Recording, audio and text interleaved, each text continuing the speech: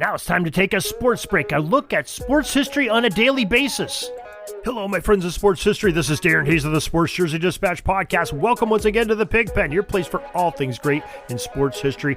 And we present to you your daily sports break, this time for October 4th. Before we get to those great uniform numbers and the athletes that perform some of the greatest events in sports history on this date of October 4th, let's tell you about our email subscription of a newsletter that comes out every day, 6:30 a.m. Real easy to sign up for. 2 questions to answer. Sign up in the show notes of this very podcast or at the top of jerseydispatch.com or pigskindispatch.com. You'll have it each and every morning knowing what's coming out of the pig pen.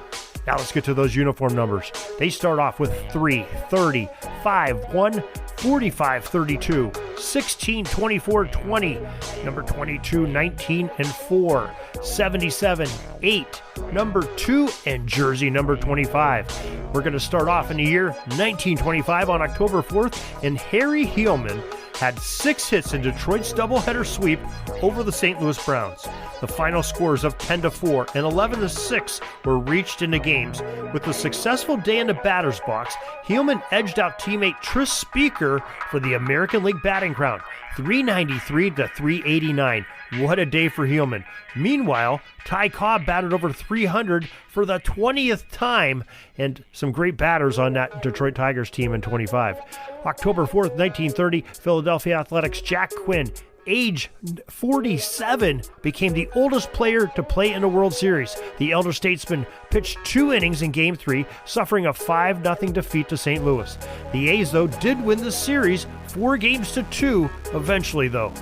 October 4th, 1944, the only all-St. Louis World Series opens at Sportsman's Park with the visiting St. Louis Browns beating the St. Louis Cardinals 2-1 on number 3 George McQuinn's home run.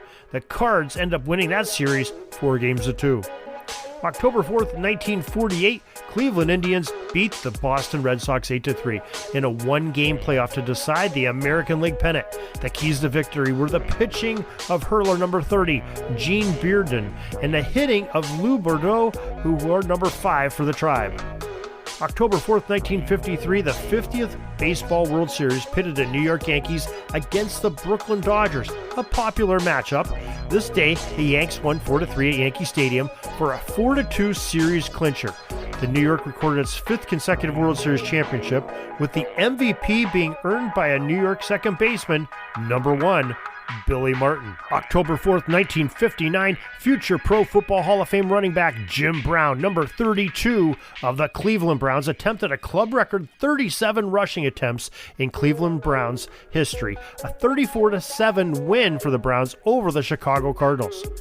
October 4th, 1961, the New York Yankees pitcher, number 16, Whitey Ford, records his 3rd straight Baseball World Series shutout in the Yankees' 2-0 win over the Cincinnati Reds in Game 1 at Yankee Stadium. But New York Yankees end up winning that series 4-1. October 4th, 1962, the San Francisco player number 24, Willie Mays, scored a run in the 2nd inning for the Giants, ending Whitey Ford's World Series record of consecutive scoreless innings at 33 2/3. Remember, we just talked about his 61 series. The Yanks won despite this over the Giants 6-2 in Game 1 and eventually took the series in 7 games. October 4th, 1964, Boston Patriots kicker number 20, Gino Cappelletti, connected on 6 from 6 field goals from the field, 3 for 3 point-after attempt conversions, in the 39-10 win versus the Denver Broncos at Bear Stadium in Denver.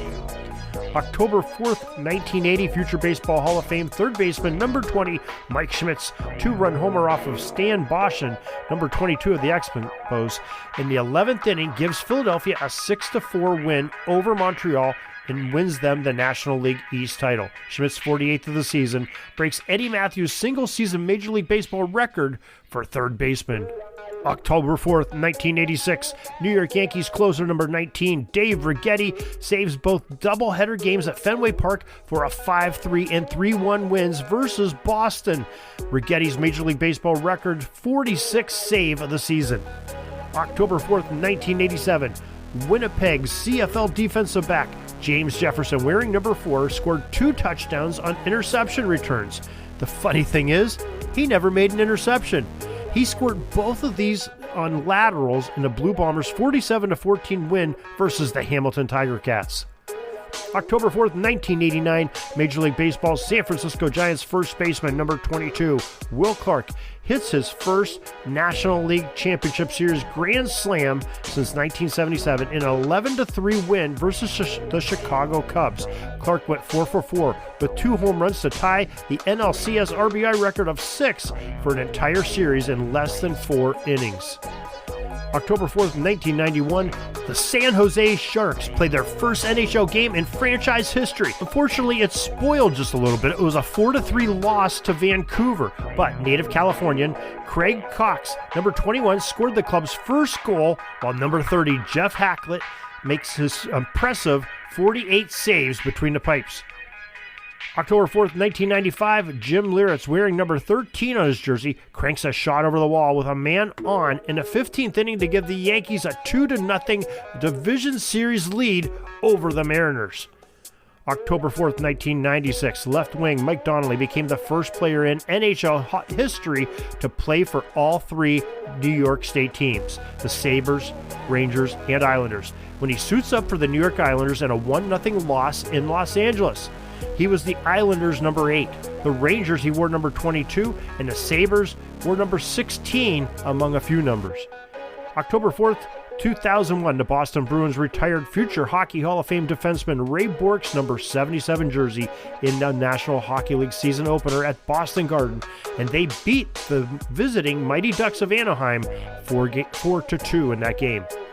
October 4th, 2001, Brendan Shanahan, number 14, scored a hat-trick in the Red Wings' 4-3 overtime win at San Jose. He became the second player in NHL history to score on opening night hat-trick twice in his career. October 4th, 2001, San Francisco Giants slugger number 25, Barry Bonds, hit his 70th home run in a 10-2 victory over Houston. With it, he ties another number 25, Mark McGwire, for the most Major League Baseball home runs in a single season. October 4th, 2003, Texas Tech Red Raiders quarterback B.J. Simmons, number 2, set a Big 12 conference record with 8 touchdown passes, leading Texas Tech to a convincing 59-28 win over Texas A&M.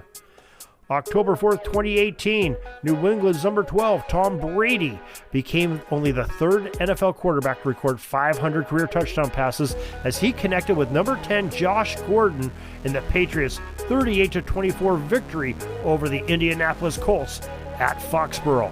And that is your sports history for today. There's your sports break for October 4th. We're glad you could join us for this history. Hope you'll join us for more. In the meantime, if you want more, go to jerseydispatch.com or pigskinddispatch.com, and we've got the history right there for you, along with many podcasts. So till tomorrow, everybody, have a great sports history day. This penalty kill is almost over. I got to get back out on the ice. But thanks again for joining us for another great edition of Sports Jersey Dispatch Podcast. We'll see you tomorrow.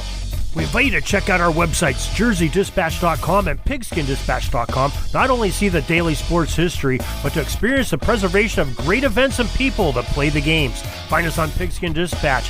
It's also on social media outlets of Facebook, Twitter, Instagram, and don't forget the Pigskin Dispatch YouTube channel. Get all your daily sports history. Pigskin Dispatch is happy to be associated with the Sports History Network, the sports headquarters of yesteryear, found at sportshistorynetwork.com. This podcast is part of the Sports History Network, your headquarters for the yesteryear of your favorite sport. You can learn more at sportshistorynetwork.com.